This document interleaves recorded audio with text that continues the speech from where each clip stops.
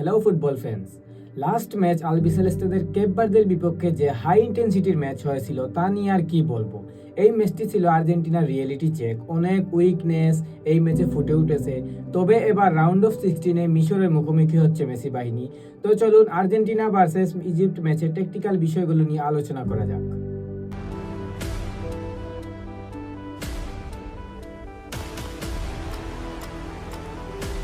এই ম্যাচটি অনেকাংশে ইজিপশিয়ান কিং মোহাম্মদ সালাহ বনাম দ্য গোট লিও মেসিতে পরিণত হয়েছে।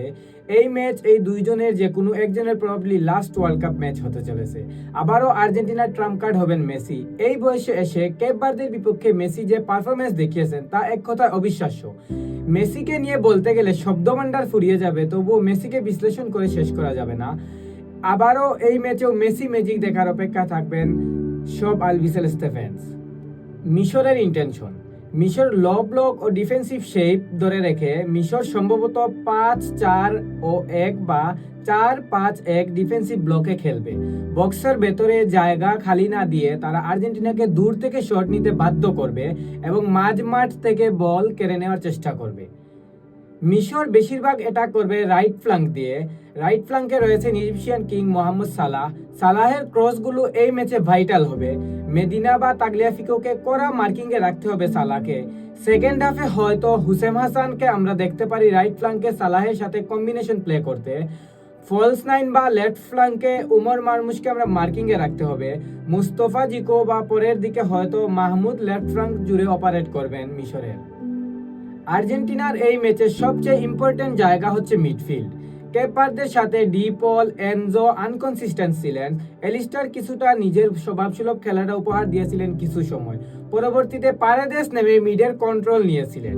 কেপ ভার্দে ম্যাচের অন্যতম সেরা প্লেয়ার ছিলেন এই পারেদেস। তবে মাস্টারমাইন্ড স্কালোনির উপর ভরসা করাই যায়, তিনি মিডের এই প্রবলেম নিশ্চয়ই সলভ করবেন। আর্জেন্টিনার দুই যোদ্ধা কুতি রোমেরো এবং লিচা মার্টিনেজের লং পাসগুলো এই ম্যাচে আবারও ভাইটাল রোল প্লে করবে। এই দুইজন আলবিসেলেস্তেদের লাকি চার্ম।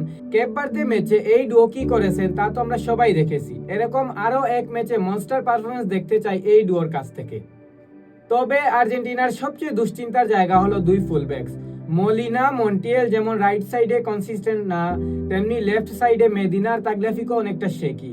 ফুলব্যাকসরা যদি নিজেদের নামের প্রতি সুবিচার করতে না পারেন তাহলে আর্জেন্টিনা গোল কনসিড করার সম্ভাবনা বেশি থাকবে, কেননা কেপ ভার্দের সাথে এই ফুলব্যাকসদের বলেই গোল হজম করতে হয়েছিল। এই বিশ্বকাপে সবচেয়ে বেশি হতাশ করেছেন লাউতারো এবং আলভারেজ। ক্লাবে এই দুইজন কি অবিশ্বাস্য সিজন শেষ করে এসেছিলেন বিশ্বকাপ খেলতে। হয়তো পুরো সিজন শেষের ক্লান্তি ভর করেছে এই দুজনের উপর। আলভারেজ আবার ইনজুরি থেকে রিকভার হয়েছেন রিসেন্টলি। দেখা যাক আর্জেন্টিনা এই নকআউট ম্যাচগুলিতে ভালো কিছু করতে হলে লাউতারো এবং আলভারেজকে নিজেদের চেনা ছন্দে ফিরতে হবে। মিশরকে হয়তো অনেকে ছোট করে দেখছেন যে তাদের বিশ্বকাপের তেমন অভিজ্ঞতা নেই, তারা পারবে না আর্জেন্টিনার সাথে। কেপ ভার্দের সাথে সেম জিনিসটা সব ফ্যান্সদের মনে মনে ছিল, কিন্তু কেপ ভার্দে দেখিয়ে দিয়েছে বিশ্বকাপের নকআউট স্টেজে ছোট দল বলতে কিছু নেই। মাঠে কে কিরকম পারফর্ম করবে সেটার উপরই ম্যাচের ফলাফল নির্ধারণ হবে। পরিশেষে আর্জেন্টিনার কাছ থেকে একটি সলিড ম্যাচের প্রত্যাশা রেখে আজকের মতো বিদায় নিলাম। দেখা হবে পরবর্তী ভিডিওতে।